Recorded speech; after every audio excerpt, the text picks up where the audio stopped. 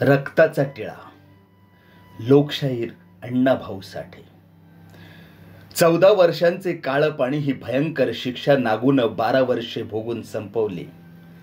2 वर्षे माफी मिळाल्यामुळे त्याच्या सुटकेचा हुकूम झाला. पायातील दंडाबेडी निखळली, दरवाजे खडखड उघडले. चुलवणा बाहेर पडावं तसा नागू तुरुंगाबाहेर पडला. त्यानं मोकळ्या हवेत निश्वास टाकला. 12 वर्षे कोंडलेली त्याची नजर सर्वत्र तरारली आणि एकाएकी तो भयभीत झाला. तुरुंगासमोर एका झाडाखाली एका उग्र चेहऱ्याचा धिप्पाड माणूस बसला होता. तो नागून पाहताच वाघासारखा उठला. त्याचा तो रुंद चेहरा भयान दिसत होता. त्याने भरपूर दाढी वाढवली होती. त्याच्या दाट भुवयाखाली त्याचे डोळे निखाऱ्यासारखे दिसत होते. त्यानं अंगात पैरण घालून खाली फक्त लुंगी लावली होती. त्याच्या हालचालीत कोप होता, पण तो स्वतःला सावरीत होता. तसाच तो निर्भयी दिसत होता. त्याच्या डाव्या काखेत एक लहानसं गाठुडं होतं आणि उजव्या हातात त्यानं कुऱ्हाडीचा पल्लेदार दांडा घेतला होता. नागूला पाहून तो कावराभावरा झाला.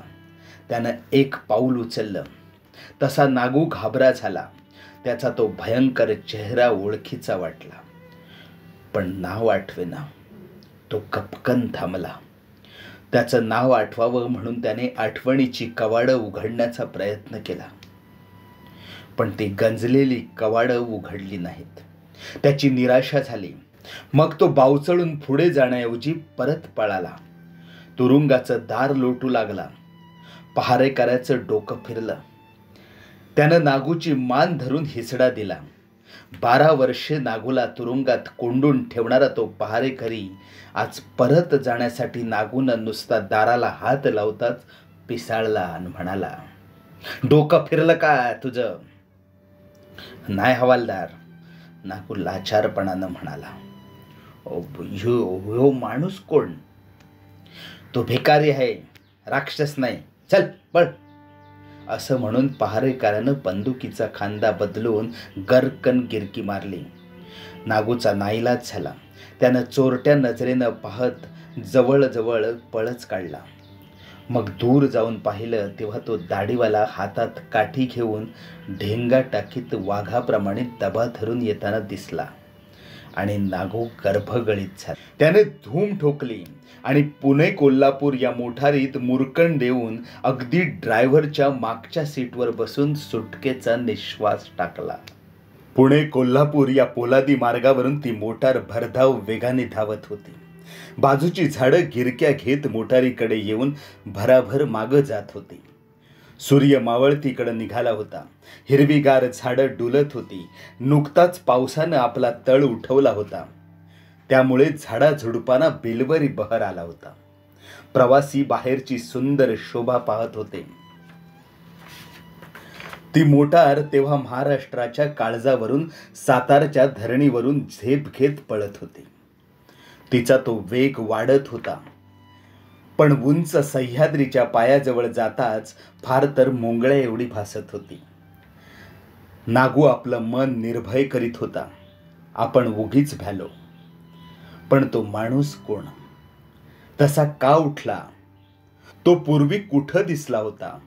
असे अनेक प्रश्न तो स्वतःलाच विचारित होता. न कळत त्याची मान वळली. डोळ्यांनी दगा दिला. त्याने सर्वत्र पाहिलं आणि नागू दचकून उद्गारला, धनाजी. गंजलेलं आठवणीचं दार उघडताच ते नाव बाहेर पडलं आणि तो पुन्हा भयभीत झाला. त्याला धडकी भरली.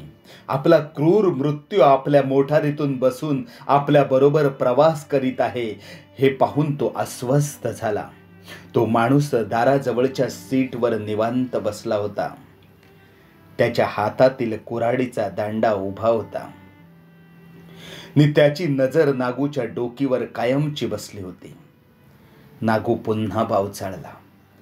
त्याचं मन पुन्हा विचारचक्रात गुरफटलं. हा आपला वैरी, हा धनाजी रामोशीच. हा आता माणसातून उठला असावा. याला आपलं रक्त हवं असावं म्हणून 12 वर्षे आपली वाट पाहत बसला असावा. ही बेडराची औलाद काय करील कोण जाणे. याला कसा टाळावा, याला कसा चुकवावा या विचारात नागूचा जीव गुदमरला.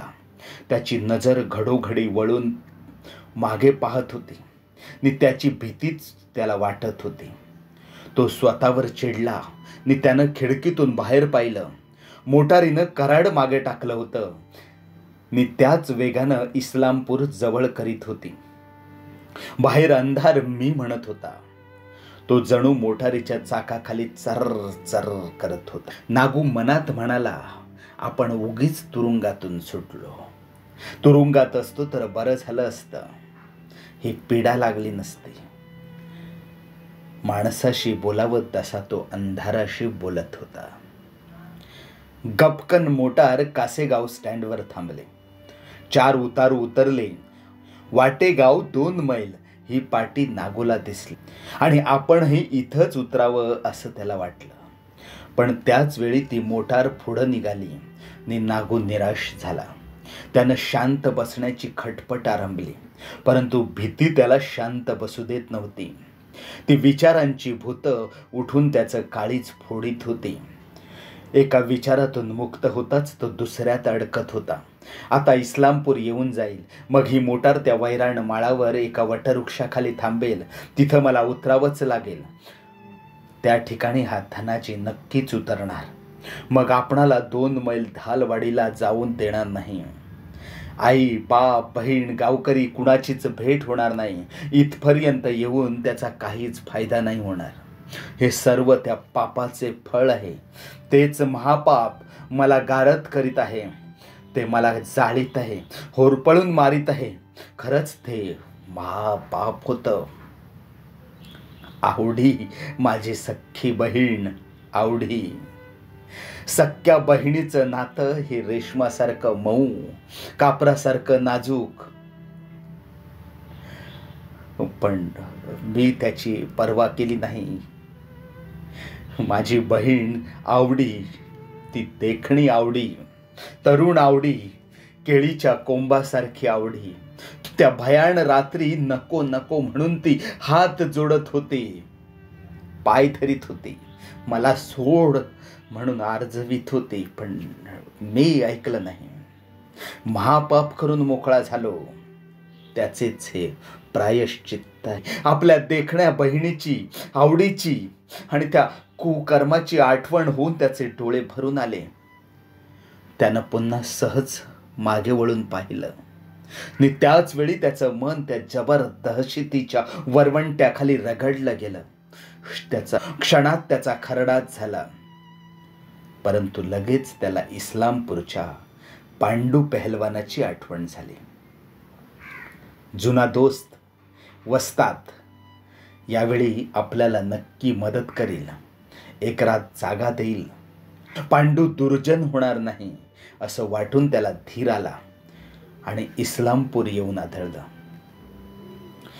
उतारूंनी कालवा केला. चढणाऱ्यांनी दारात झिंबड केली. तीच संधी साधून नागू बाहेर पडला. ने पळाला. पांडू वस्तादाचं घर आठवी त्यानं धूमच ठोकली. वाटेकडेलाच पांडूचं घर होतं. बरेच अंतर राखून नगरपालिकेचे दुबळे दिवे जळत होते. सर्व कवड बंद होती. सर्वत्र सामसूम झाली होती.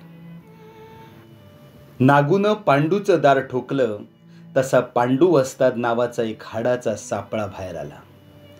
तो उघडा बंब होता. फक्त लंगोटी घालून तो जांभया देत अंग खाजवीत होता.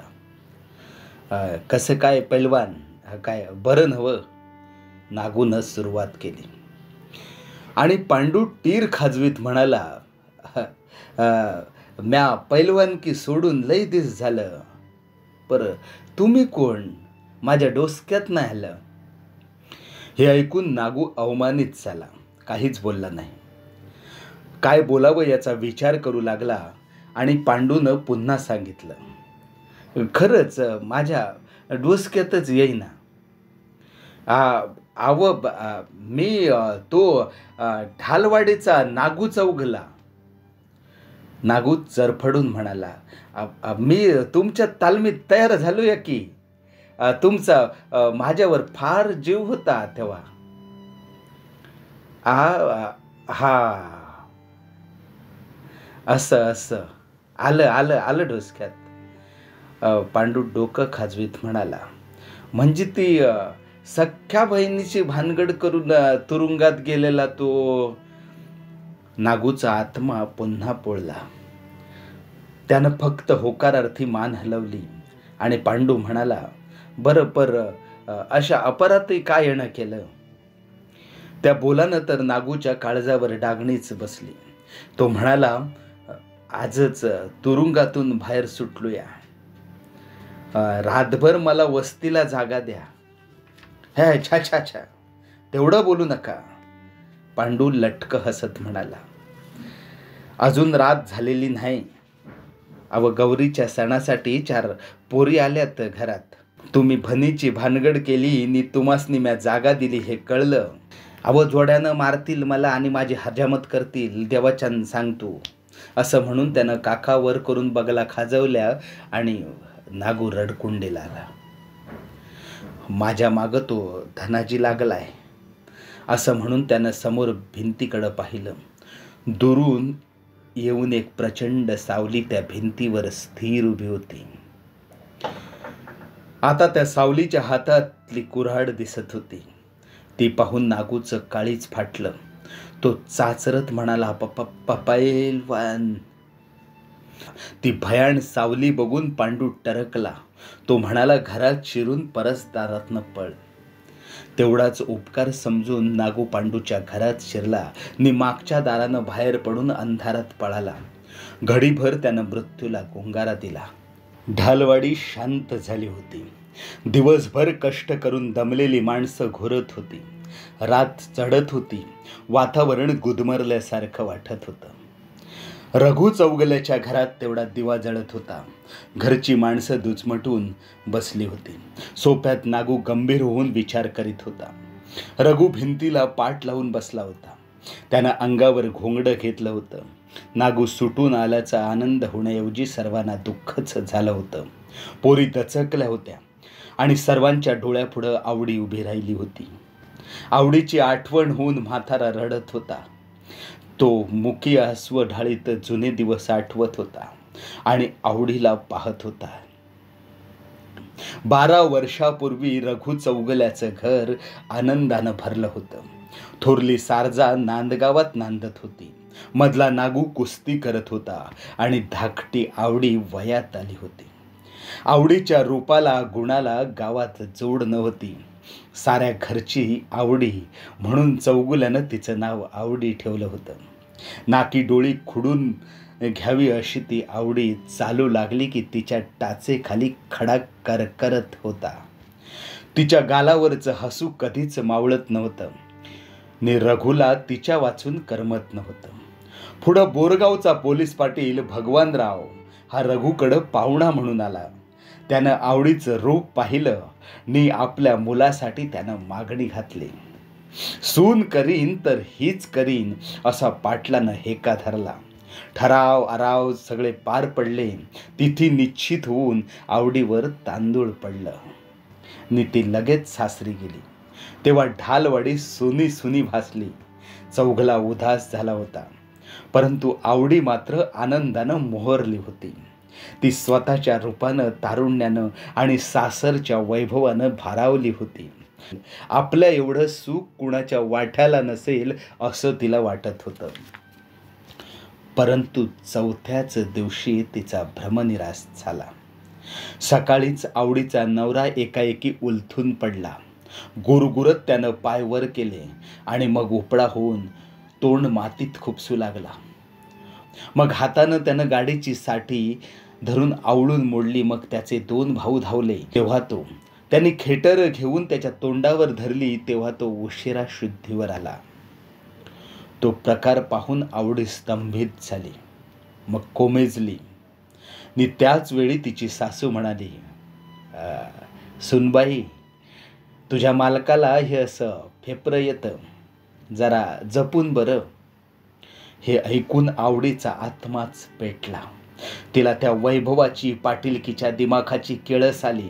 ती मनात म्हणू लागली, हे माझ्या घरी जेव्हा आले तेव्हा मला पसंत केली, तेव्हा कसोटीवर सोनं घासावं तशी मला घासून पारखून पाहिली, पण यांनी माझ्या पदरात मात्र पितळ बांधलं.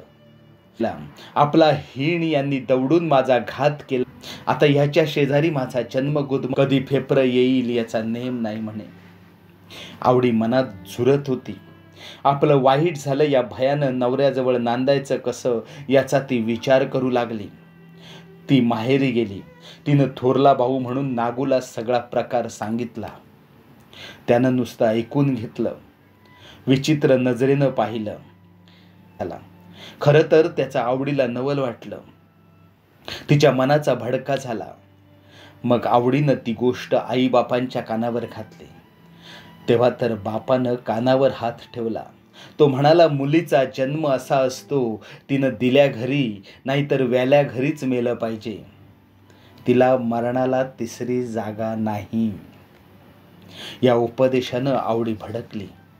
माझं नशीब फुटलं, माझी फसवणूक झाली असं म्हणून खूप खूप रडू लागली.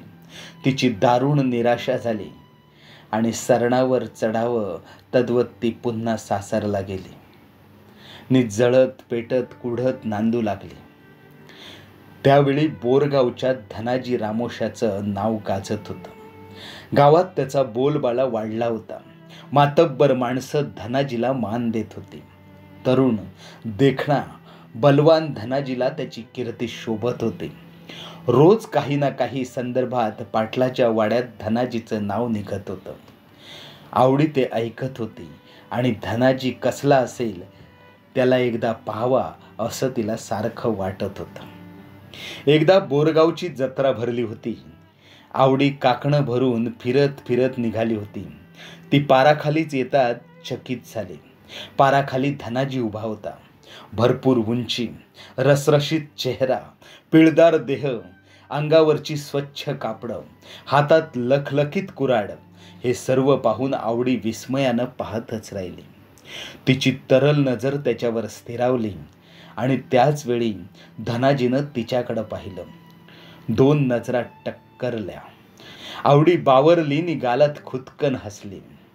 मान खाली घालून निघून गेली. त्या दिवसापासून आवडीला वेड लागलं होतं. धनाजीही काही ना काही निमित्त काढून येत होता आणि तो आला की आवडीचा जीव वाराहुरा होत होता. त्याचा शब्द कानी पडावा, तो दिसावा म्हणून ती खुळी होत होती.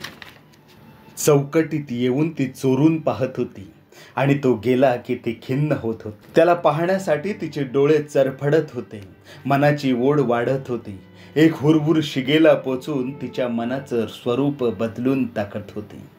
आणि एके दिवशी आवडीनं गावाला जबरदस्त धक्का दिला. प्रत्येक माणसाला तिरमिरीच आली. जो तो म्हणू लागला, आता हिच्या आईला ही आवडी रामोशाच्या घरात शिरली. पाटलाची आळी तर वेडीपिशी झाली. तरुणी पोरं टापरी बांधून कुऱ्हाडी नाचवू लागली. नि खून फाशी एवढंच बोलू लागले. ही खबर धालवाडीला जाताच आवडीचे आईबाप डोके आपटून घेऊ लागले. आवडीनं सासर नि माहेर या दोन्ही आघाड्यावर एकाच वेळी लढाई पुकारली होती. त्या दोन्ही गावात तिनं वणवाच पेटवला होता.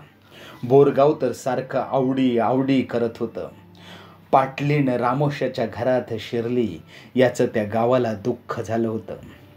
त्यानं आवडीचा नष्टावा करण्याचा विचार केला होता, परंतु रामोशाची झुंजणं कठीण होतं. धनाजीची कुऱ्हाडणी भावकी यापुढं गावाचं काहीच चालणार नाही हे सर्व लोक जाणून होते. नि आवडीनं धनाजीजवळ राहणं त्यांना पसंत नव्हतं.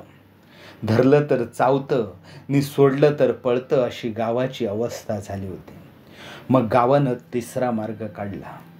सर्व शहाणी माणसं, बोलकी नि करती माणसं जमली आणि त्यांनी पंचायत पाडली. पाराखाली गाव जमला नि वातावरण पाहून लोकांनी हत्यारं सांभाळावी असं ठरवून सर्व रामोशी एक जीवानं आली होती. निरनिराळी टोळकी जागोजागी बसली होती.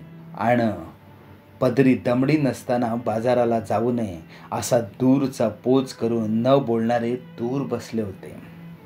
अखेर भगवान पाटलानं आरंभ केला. तो म्हणाला, ऐका मंडळी, आमचं म्हणणं एवढंच आहे की रामुशानं या भानगडीत पडू नये. त्यांनी जाळात राहून माशाशी वैर करू नये. मग काय करावं? धनाजीनं जागीच बसून सवाल केला. पाटील म्हणाला, तुम्ही आवडीला घरात ठेवू नका, तेही खाय. आवडी म्हणजे आमचं नाक आहे, अब्रू आहे, गावची इज्जत आहे, आणि ते रामुशाचं मरण बी आहे. आम्ही शंभडासाठी नाक कापून टाकू. हे ऐकून धनाजी उठला आणि म्हणाला, पाटलाचं खरं आहे, मी आवडीला हाकून देतो, पर तुम्ही तिला घरात घेणार का? तसं कसं होईल? नाही बरं. सारी पाटील आळी ओरडली आणि भगवान पाटील करतला, आम्ही आवडीचं काय बी करू, तिच्यावर आमची मालकी आहे. खरं आहे. आवडीचा धीर ओरडला, ते बाटलेलं भांड आहे, तू तिला हाकून दे, मग आम्ही तिचं काय बी करू, जाळू पुरू मारू, काय बी करू. खबरदार. धनाजी संतापून म्हणाला, जाळाची भाषा माराची भाषा इथं करू नग. जर तुम्ही तिला घरात घेणार नाहीसा तर तिला माझ्या घरात राहू द्या. बोल. बजाजी देशमुख उठला. मग किंचित वाकून हात कमरेवर ठेवून म्हणाला, आज आवडी तुझ्या घरात शिरली, उद्या गावातल्या बायका तुझ्या घरात शिरतील, मग आम्ही काय बोंबलावं? काय र शाण्या? त्यानं उजव्या हाताची मूठ उलटी करून हळू बोंबलून दाखवलं आणि मटकन बैठक मारली. आणि त्यावेळी सर्व गाव गंभीर झाला. आवडी ई खाय, घरात ठेवू नग, हाकून दे, नाहीतर मरशील. सारा गाव ओरडू लागला. त्या दंगलीनं धनाजी संतापला. गोंगाटावर मात करील असा आवाज चढवून म्हणाला, मी तयार आहे, माझी कत्तल होऊ दे. जी आवडी पाटीलकीवर ठोकर मारून माझ्या गरिबाच्या झोपडीत आली, ती माझा देव आहे. तिला तडकी आड करणार नाही. म्या तिला हाकून दिली की तुम्ही तिला कुत्र्याच्या मौतीनं मारणार हैसा. आता ती आवडी मरूनच माझ्या घराबाहेर पडल. तुम्ही कवा बी या, मला गोळी घाला, नाहीतर माझ्या कुऱ्हाडी खाली कडक व्हा. मी आवडीला दुर्जन होणार नाही. तिच्या मानेवर मान तोडून मरण. धनाजीच्या शब्दांनी गावावर जणू तोफखानाच पेटवला. बोलक्यांची दाणादाण उडाली. सर्वांनी घोंगडी झटकून बैठक मोडली. रामुशी ऐकणार नाही असं म्हणत त्यांनी घर गाठली. आवडी सुखात बुडाली होती. नागिनीप्रमाणे गावापुढं डुलत होती. धनाजी तिला तळ हाताच्या फोडाप्रमाणे जपत होता. भर तिच्या पायात 16 भार वजनाची जोडवी छनछनत होती. शिंदेशाही तोड्यानं तिच्या गोऱ्या पोटऱ्यांना भलतीच शोभा आणली होती. गळाभर दागिनं, उंची किमतीचं लुगडं, हिरवीगार काकणं. धनाजी तिला घडीभरही विसरत नव्हता. परंतु आवडीला माहेरची आठवण मात्र येत होती. ती उणीव तिला डाचत होती. ते एक सुख तिला हवंहवंसं वाटत होतं. त्या सुखासाठी ती मनात झुरत होती. धनाजी जवळच मरायचं, पण माहेर कसं जोडावं याची तिला बोचणी लागली होती. आई, बाप, भाऊ, बहीण याची तिला आठवण येत होती. ती फुलासारखी कोमेजून जात होती. हृदयात आग पेटत होती. माहेरी जावं, आईच्या गळ्यात पडून खूप खूप रडावं, बापाला पाहावं, बहिणींना भेटावं असं तिला सारखं वाटत होतं. ती माहेरची खुडलेली वाट पाहून रडत होती. पुढे गौरीचा सण आला. सासरी गेलेल्या मुली माहेरी आल्या. पोरी थव्या थव्यानं गौरीची गीतं गाऊ लागल्या. नि आवडी बेचैन होऊ लागली. आपणही माहेरी जावं असं तिला वाटू लागलं. ती त्याचा विचार करू लागली. कडूसं पडलं होतं. गावात पोरी जमून गौरीची गीत गात होत्या. राजस पाखरा जा माझ्या माहेरा. आणि ते ऐकून आवडी रडत होती. ती अंधारात उभी होती, डोळे टिपीत होती. तोच एक चमत्कार झाला. नांदगावची सारजा आली. आणि तिला पाहून आवडीनं हंबरडा फोडला. ती बहिणीच्या गळ्यात पडली नी लहान मुलीसारखी रडू लागली. सारजाही रडली. धनाजीला बरं वाटलं. बहिणी बहिणी खूप बोलल्या. मग सारजा धनाजीला म्हणाली, मी आवडीला नांदगावला नेते. गौरीचा सण झाला की परत आणा तिला. ते ऐकून धनाजीला आनंद झाला. तो म्हणाला, हा कृष्णा कोयनेचा संगम कोण मोडेल. आवडे, अगं जा, तू नांदगावला जा. गौरीचा सण झाला की मी सकाळीच येतो तुला न्यायला. आवडी सारजा बरोबर नांदगावला गेली. हळूहळू माहेरची वाट मोकळी होईल असं तिला वाटलं आणि ती आनंदली. तो गौरीचा सण होता. आज सकाळपासून आवडी हसत खेळत बहिणीच्या घरी वावरत होती, बोलत होती, पोळ्या करत होती. उद्या सकाळी धनाजी येणार होता म्हणून नजर जुगारून ती त्याची वाट पाहत होती. वेडी आवडी उद्या येणाऱ्या सकाळची आज कडूसं पडताना वाट पाहत होती. कडूसं पडलं. सारजानं एका ताटात निवद भरला. माझ्या सासऱ्याला निवद दाखवून येऊ असं म्हणून सारजा आवडीला घेऊन रानात निघाला होता. तेव्हा गाव सणामुळे नादात दंग झाला होता. लोक पोळ्या खाऊन ढेकर देत होते. सारजाच्या मागून आवडी चालत होती. त्या दोघींनी बराच पल्ला मारला होता. गाव पुष्कळ दूर राहिला होता. शिवार निर्जन भकास भासत होता. अंधार चारारला गिळीत होता. आवडी दचकून चालत होती. ती मनात भ्याली. एका बांधावर एक मोठं आंब्याचं झाड उभं होतं. त्याच्या बोडख्याला गडद काळोख दाटला होता. तिथं सारजा थांबली आणि गपकन नागू पुढं आला. त्याच्या हातात कुऱ्हाड लकलकली. ती पाहून आवडीला हुडहुडी भरली. ती अक्का म्हणून सारजाच्या मागं दडली. मग तिनं सारजाला मिठी मारली. तिला कापरं भरलं. सारजा क्षणात निर्दयी झाली. तिनं आवडीला धरून नागू पुढे लोटली नि म्हणाली, माहेरच्या तोंडाला डांबर फासणाऱ्या दुष्टे, भोग आता पापाची फळं. आवडीनं टाहो फोडला पण तिचा आवाज गोठला होता. ती भीतीनं थिजली होती आणि तिच्या डोकीवर नागूची कुऱ्हाड तळपत होती. नको नको, मी पाया पडते. मी परत तुम्हाला तोंड दाखवणार नाही. मला मारू नका. मी आत्ताच जाते असं म्हणून आवडी लोटांगण घालत होती. तिनं नागू पुढं डोकं टेकलं. वेड्यासारखी ती माती चाचपली. पुन्हा उठली आणि बहिणीच्या मागं दडली.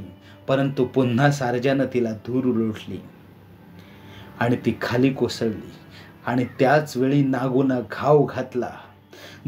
धनाजी असं म्हणून किंचाळी फोडून आवडी शांत झाली. ती देखणी बंडखोर आवडी पुन्हा बोलली नाही. आणि भल्या पहाटे धनाजी नांदगावात आला. त्यानं सारजाच्या दारात येऊन आवडीला हाक मारली. तशी सारजा धडपडत येऊन निर्विकार चेहरा करून म्हणाले, आवडी रात्रीच गेली बोरगावला. त्या शब्दांनी धनाजीवर वीज पडली. त्याला तो भयंकर दगा कळून आला. त्याचं काळीज फाटलं आणि तो रडू लागला. त्यानं नवं इरकली लुगडं चोळी दुहेरी शिवून आणली होती. पण तिथं आवडी नाही हे कळताच त्याचा आत्मा खचला. तो सरळ फौजदाराकडे गेला. सरकारी यंत्रे लगेच फिरू लागली. नांदगाव पोलिसांनी वेढला. पहिल्या झपाट्यात सारजा गांगरली आणि कबूल झाली आवडीचा खून. मग लगेच नागूला अटक झाली आणि त्याच दिवशी धनाजीला वेड लागलं. आवडी आवडी करीत तो आक्रोश करू लागला.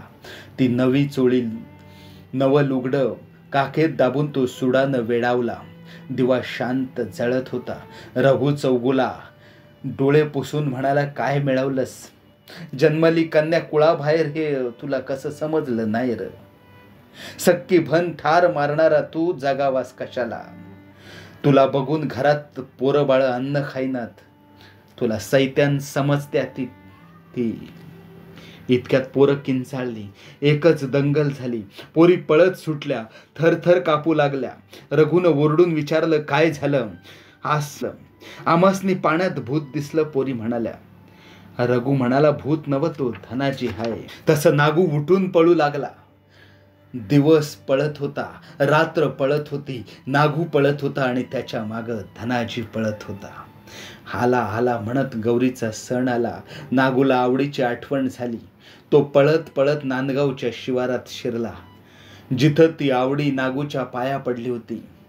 चडफडत होती, मला मारू नको म्हणून आर्जवीत होती. तिथं तो गेला. आंब्याच्या झाडाकडं पाहत त्यानं ती माती चाचपली.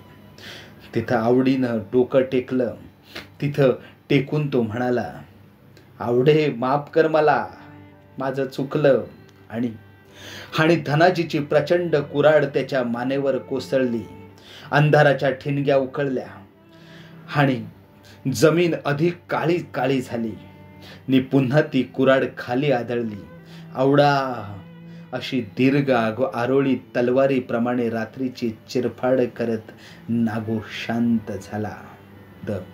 मग धनाजीने ते इरकली लुगडं ती चोळी बांधावर ठेवली. आकाशात पाहिलं आणि आवडा अशी आरोळी ठोकली. ती आरोळी त्या शिवारात सह्याद्रीच्या कपारीत चिरंजीव होऊन घुमत राहिली. नमस्कार मित्रांनो, प्रेरणा क्रिएशन्स माझी कविता या आमच्या यूट्यूब चॅनलवर प्रेरणादायी कथा या सदरात आज आपण लोकशाहीर अण्णाभाऊ साठे यांची रक्ताचा टिळा ही कथा ऐकत होतात. मित्रांनो, कथा कशी वाटली हे कमेंट करून नक्की सांगा. आणि आमच्या चॅनलवर जर नवीन असाल तर चॅनलला नक्की सबस्क्राईब करा. धन्यवाद.